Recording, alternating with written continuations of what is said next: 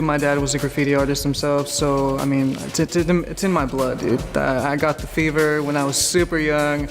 You know, my dad would just keep handing me paint. So I mean, it's definitely took me a long ways.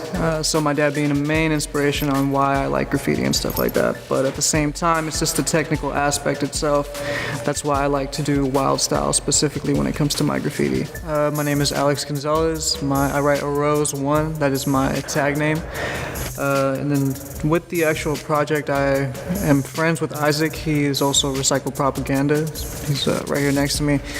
He introduced me to the whole project, so I definitely wanted to jump in on some new space, so came into the opportunity and capitalized on it.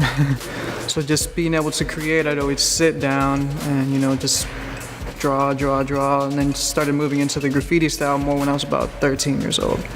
And that's pretty much, you know, I started off with literally, it was a piece of charcoal, I remember, and I was in my backyard and I just wrote on the wall and I was like, oh man, this is dope, but let me take it to the next level, and I started pursuing the artwork completely, and you know, I love it. I'm addicted. So with this piece right here, this is pretty much just my main style right here. I mean, this is what I love to do. Again, the wild style.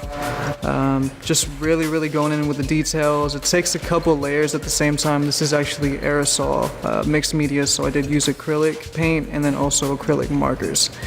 But with the piece, I was given the chance to completely pursue my creative freedom and what I like to do.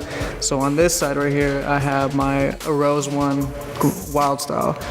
It's pretty much just featuring one of the characters there. I love space, so the moon is of course also included, kind of galaxy feel to it. With art in any aspect, I'm really just, you know, I like stuff that would motivate the person, possibly speak to them about relevant situations that are going on in the world, because as an artist, it's ourselves, we really have a big voice when it comes to, you know, the culture, the community, people. We have a very strong impact when it comes to being an artist. So what I want to do and what motivates me is, of course, things that really impact the community in a positive way, and you know, hopefully inspire the next artist to pursue their own artwork, even if they never believed in it. That's pretty much the whole inspiration. It's just motivation to the next person, to really just spark that, you know, that light that helps the next person pursue their stuff.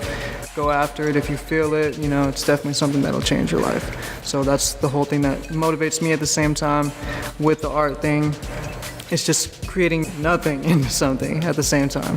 That's really the, you know, it's something that not a lot of people can do, so if you have it, you gotta run with it, and it's really a very powerful thing at the same time. Medical marijuana, I do use it on the daily, pretty much.